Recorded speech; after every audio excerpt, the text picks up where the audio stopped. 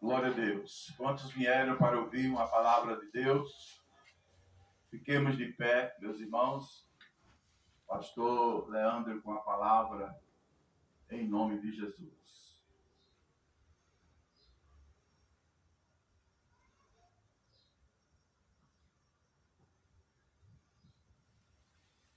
Cumprimento a amada igreja com a paz do Senhor, amém. Para mim é motivo de muita alegria estar aqui com os irmãos. Deus seja louvado pela vida de todos. Pastor presidente desse campo, pastor Amaro Antônio, Deus te abençoe. Sim, é diferente, São Paulo é diferente, então me perdoa, pastor da sempre. Pastor daqui de São Luís. Que Deus abençoe todo o corpo de obreiro, pastores, presbíteros, diácono, evangelista e cooperadores. Amém?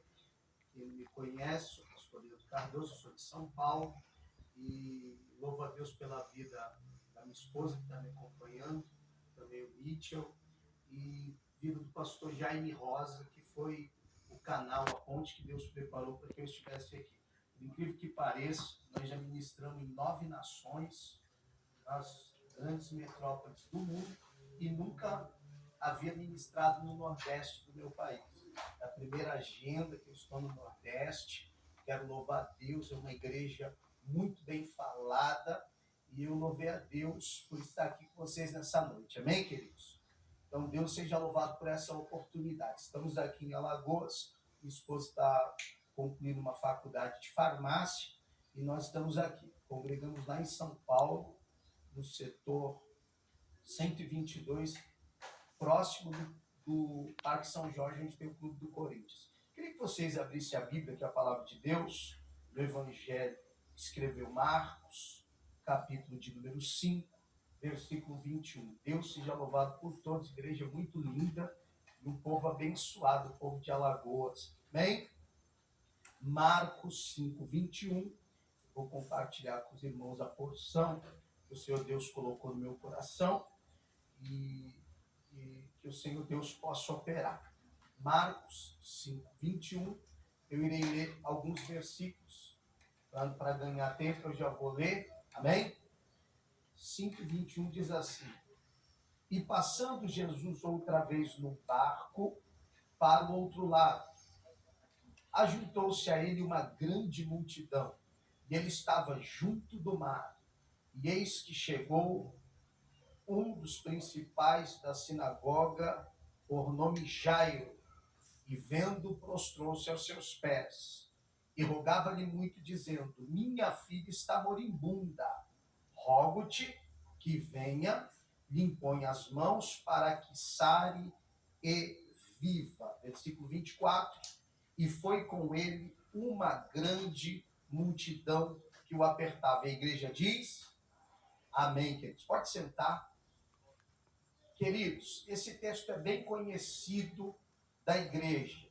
Jesus estava voltando para casa. Jesus estava voltando para casa.